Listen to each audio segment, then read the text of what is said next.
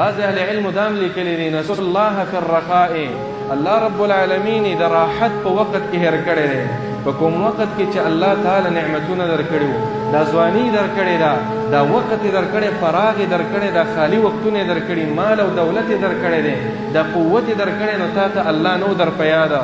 نو چې کله دی الله رب العالمین په تا باندې به سخت راولي، نو الله به هم د تا نه ځان هېر کړي، بیا به تا ته الله خود به خود نه در یادېږي، ځکه تا په راحت کې الله ته چغې نه دي وهلې، نو په سخته کې به هم در باندې بیا نه راځي. او د دې تفصیل هم په ټولو احادیثو کې شته دی چې یو سړی و، د هغې په خوله باندې کلمه د لا اله الا الله د مرګ په وخت کې نه راتله. ولې په دنیا کې د مور او پلار سره تعلق صحیح نه و، پلار یې خفه کړی و، مور یې خفه کړې وه، نو الله ته د یو عمل په وجه باندې دغه توفیق اخیستی و. نو زما عزتمندو ورونو، د آیات مطلب هم دا شو چې ګوره الله مه هېروئ، کنې تاسو نه به خپل ځانونه هېر شي، د نیکو اعمالو توفیق به درته نه میلاوېږي. د آیات مفهوم مخالف راواخلئ. اگر چې د آیات مفهوم مخالف په نورو آیاتونو کې په منطوق سره ذکر دی، هغه مفهوم مخالف دا دی چې الله ته ځان ور یاد کړئ، الله نه ځان مه لرې کوئ. داسې اعمالو کې چې الله ته ور یاد شي، الله هم یاد کړي.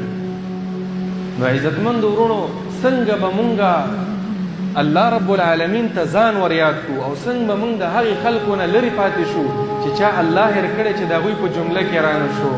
د دې په قرآن کې ډېر اسباب دي، خو زه اجمالا 2 سببه د دې لپاره ذکر کوو د الله په اذن سره، چې مونږ الله ورته نږدې شو، چې الله مونږه یاد کړي، داسې اعمال وکړو چې زمونږ نوم الله رب العالمین یاد کړي، داسې اعمال وکړو چې الله زمونږ په هر وخت کې نصرت او مدد کوي، داسې اعمال وکړو چې الله رب العالمین په هر وخت کې مونږ ته توفیق راکړي، داسې اعمال وکړو چې د قبر دغه سخته زندګۍ کې زمونږ نصرت وشي، د قیامت په دغه سختو حالاتو کې زمونږ نصرت وشي.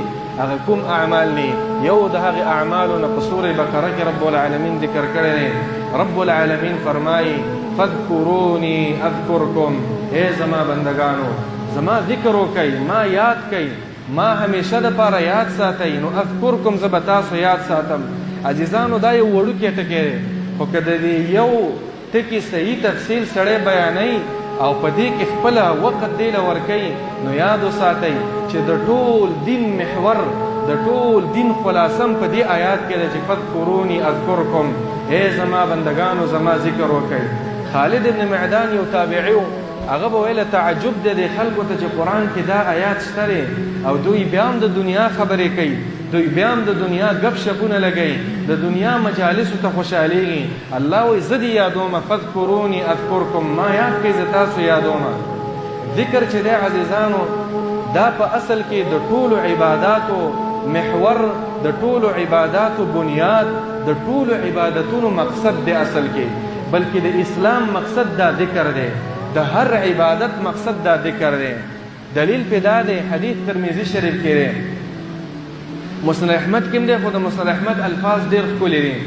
عبدالله بن بصر رضی الله عنه یو صحابي دی، هغه فرمایي چې ان رجلا جاء الى رسول الله صلی الله علیه وسلم، یو سړی نبی علیه السلام ته راغی، د الله د پیغمبر د صحابه کرامو سره به ټول عمر دا تپوسونه و چې زه څنګه جنتي شم، څنګه د جهنم نه بچ شم، څنګه په نیکو اعمالو کې مضبوط پاتې شم. تپوس هم داسې کوي، ای د الله پیغمبره ان شرائع الاسلام قد كثرت علی فباب جامع نتمسک به.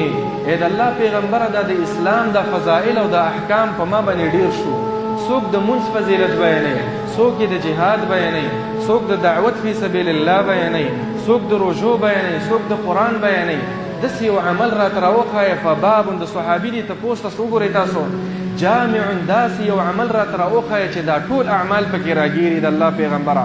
د نبی علیه السلام جواب هم وګورئ، نبی علیه السلام ورته وفرمایل لا یزال لسانک رطبا بذکر الله، ستا دا ژبه د الله په ذکر باندې لنده ساته. دا ذکر چې کوم دی دا د ټولو عبادتونو مغز او د ټولو عبادتونو محور دی. دا خو حدیث شو عزیزانو، د نبی علیه السلام خبره شوه چې دا د ټولو عباداتو محور دی. قرآن کې چې سوچ او فکر وکړو، دا قرآن او حدیث دا په خپلو کې یو بل سره تړلي دي.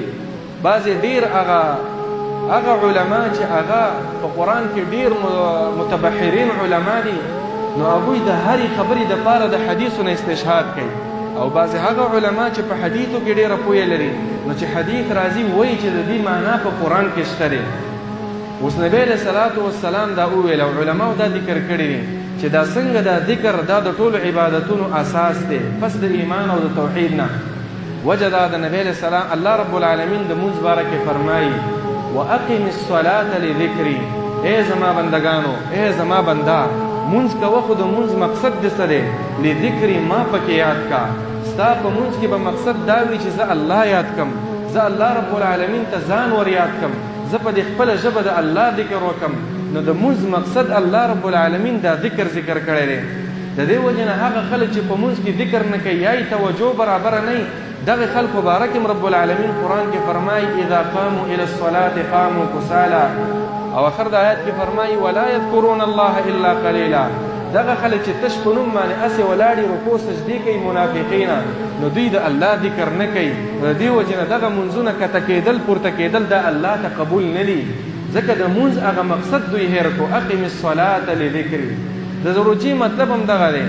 ګورئ چې کله د روجې بحث وشي یا ایها الذین آمنوا کتب علیکم الصیام، وروسته پسې الله فرمایي ایاما معدودات یو څو ورځې دي. بیا وروسته آیتونو کې راځي لتکبروا الله علی ما هداکم. روژه د دې دپاره ده چې تاسو پکې د الله ذکر وکئ، د الله د قرآن تلاوت وکئ، د الله د قرآن سره جوړ راولئ.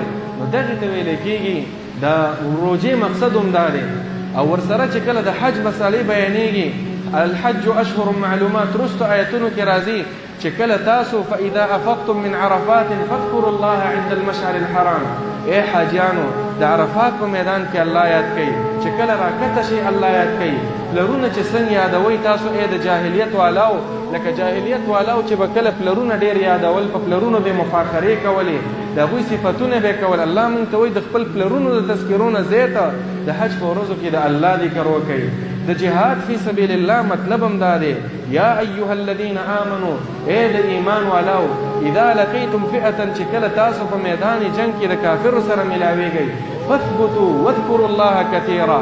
مقصد بم دا وي ګوره چې د الله ذکر دا اوچت شي، د الله ذکر دا کوئ. نو د ټولو عباداتو کې چې سوچ وکړي د هغې مقصد هم دا دی چې انسان دې باندې پوه شي چې د دې عبادت مطلب الله یادول دي.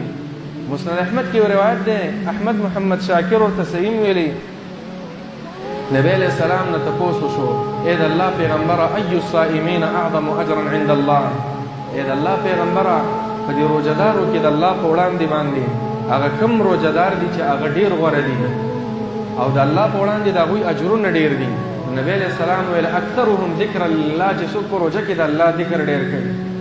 بیا یې ویل وای المجاهدین اعظم درجة عند الله، مجاهدینو کې دا ټولې ورته ذکر کړل، صائمین، زکات ورکوونکي، لمونځ کوونکي.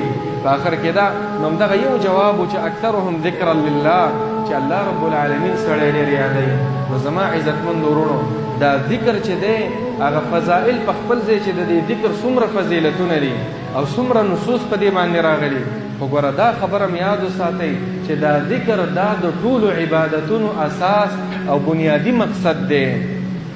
د دې وجې نه چې مقصد دی نو رب العالمین پیغمبر چې کله فضائل هم بیانوي نو دا وایي چې دا ذکر دا د جهاد فی سبیل الله نه غوره دی، دا ذکر دا د مونځ نه غوره دی، دا ذکر دا د ټولو اعمالو نه غوره دی، دا ذکر د سرو د سپینو نه غوره دی. صحیح روایت دی په ترمذي کې نبی علیہ الصلوۃ والسلام فرمایي د ابو الدرداء رضی الله عنه حدیث دی. نبی علیہ السلام صحابه کرامو ته وفرمایل الا انبئکم بخیر اعمالکم، ای زما صحابه کرامو ګورئ د حدیث د ټولو نه غوره عمل درته درونه ښیمه وازکاها عند ملیککم، د الله په وړاندې ډېر پاکه. بعض روایتونو کې داسې دي وارضاها لملیککم، چې ستاسو رب پې ډېر راضي کېږي، وارفعها فی درجاتکم، ستاسې درجات ډېر اوچتئ، وخیر لکم من انفاق الذهب والورق، د سرو د سپینو د صدقاتو نه ډېر غوره عمل دی.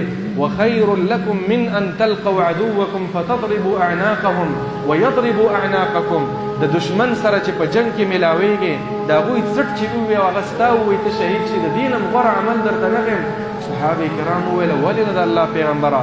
قال ذکر الله کثیرا، د الله بار بار ذکر کوله.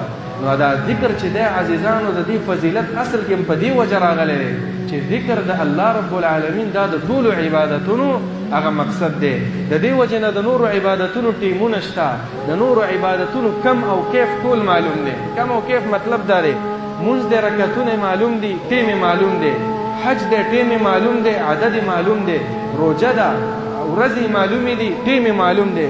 سوا د ذکر نه چې د دنیا ټیم شته او نه حد زمانی شته، نه حد مکانی شته، نه کیف شته او نه کم شته. چې کیف ورته د پیغمبر په طریقه باندې، خو معنا هغه د ټیمونو په لحاظ باندې. والله رب العالمین ذکر فرمای یا ایها الذین آمنوا اذکروا الله ذکرا کثیرا. بس ډیر ذکر د رب العالمین کوي. نو خلاصه دا شوه چې الله رب العالمین ته ځان ور یادو یو اسان عمل هغه دا دی چې مونږه د الله رب العالمین د زړه نه هغه په خوله باندې ذکر وکړو چې په زړه